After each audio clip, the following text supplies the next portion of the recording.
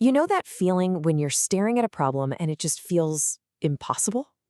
Well, what if I told you that sometimes the trick isn't finding a new answer, but just finding a new way to look at the problem? That's exactly what we're going to dive into today. A really cool mathematical toolkit that's all about changing your point of view. All right, let's jump right in with a little puzzle. Take a look at this equation on your screen. It's a bit of a monster, right? You've got squares, you've got x's and y's, and they even threw in an xy term just to make things interesting. So the big question is, what shape is this thing anyway? A circle? An ellipse? Some kind of weird squiggle? I mean, just looking at it, it's a total mess. But don't worry, we have a really powerful method for cleaning this all up and figuring out what it really is. See, the secret isn't to just charge in and try to solve this thing head on. Nope. The secret is to change our point of view. The technique is called transformation of coordinates. And trust me, it's the key that unlocks this whole puzzle. This little mind map here, this is our game plan. We've got two basic ways to change our perspective. We can either slide our viewpoint over to a better spot, or we can turn it to get a whole new angle. Let's kick things off with that first move, the slide. So, our first tool is the slide.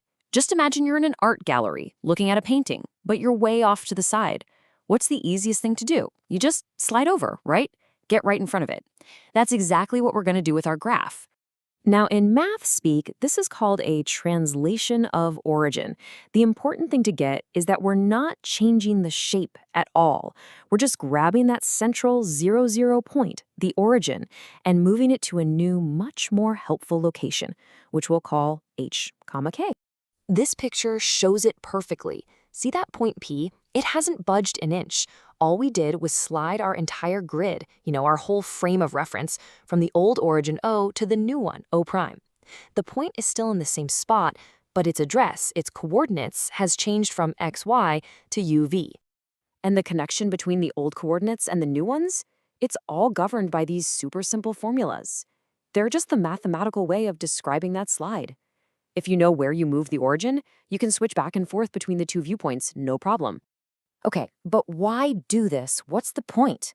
Well, here's the superpower of the slide. If you pick just the right spot to move your origin to, you can make those annoying, lonely x and y terms just poof, vanish. This is our first huge step toward cleaning up the mess. But sometimes just sliding around isn't going to cut it. If a picture on the wall is hanging crooked, you don't just shuffle side to side, right? You tilt your head.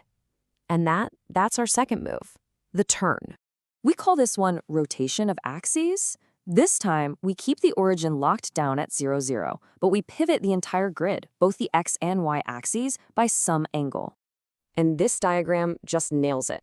The original black axes, x and y, get rotated by an angle alpha, and they become the new blue axes, u and v. And again, look at point P. It's still fixed in space.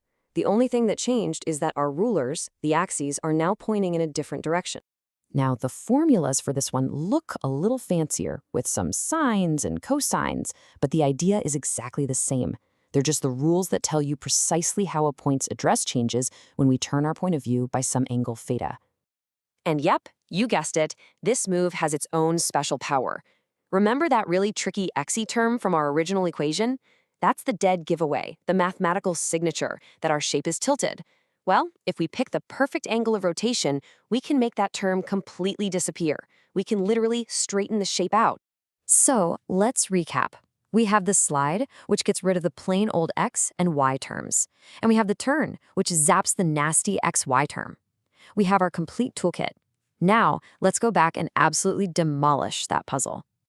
All right, with our two power moves ready to go, the slide and the turn, we can combine them to take on even the ugliest, most complicated problems. Okay, here's a fantastic example. Look at this equation. It is definitely messy. It's tilted, we can tell from that 6xy term, and it's off-center because of the minus 4x and plus 4y terms. This one needs both of our tools. So our plan of attack is pretty simple. First, we're going to use rotation to straighten the whole thing out. That'll kill the xy term. Then, once it's straightened, we'll use translation to slide our new origin right to the center of the shape. That'll get rid of the single u and v terms. And after we do those two moves, check this out. That absolute beast of an equation, It melts away into something so clean and simple, something like u squared plus 2v squared equals 1. And that, well, that's an equation we can recognize in a heartbeat. It's an ellipse. Puzzle solved. No, this isn't just some neat math party trick. This whole idea of changing your coordinate system to make a hard problem simple, it is one of the most powerful concepts in all of science and engineering. For real. I mean, every single time you see an object spin or move in a video game or a CGI movie, you are watching coordinate transformations at work. Physicists use this stuff to solve mind-bending equations in relativity and quantum mechanics, and engineers use it to figure out the stress on a tilted bridge support just by rotating their math to line up with the bridge itself.